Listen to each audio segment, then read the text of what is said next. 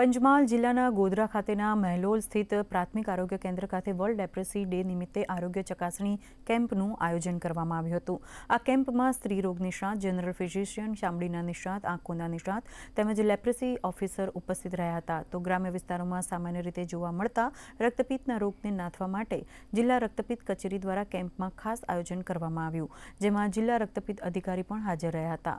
આરોગ્ય ચકાસણી કેમ્પ અંતર્ગત દર્દીઓની તપાસ કરી જરૂરી માર્ગદર્શન અને સારવાર આપવામાં આવી હતી। ઉપરાંત વર્લ્ડ લેપ્રસી ડેના ઉપલક્ષમાં ખાસ ગ્રામ સભાનું પણ આયોજન કરવામાં આવ્યું હતું।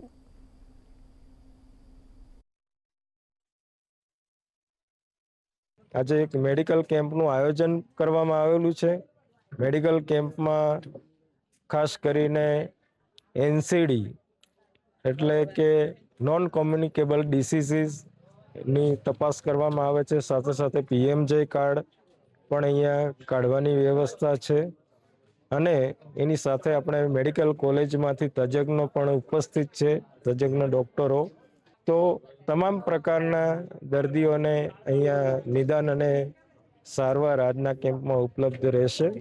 મને ચામડીનો રોગ હતો એ ડૉક્ટરો અમારા ઘેર આવ્યા ગામમાં, તે મારા ઘેરે આવ્યા, તે મારી તપાસ કરી અને મારી દવા ચાલુ કરી 2 મહિનાથી, તે મને સારું લાગે છે એમ।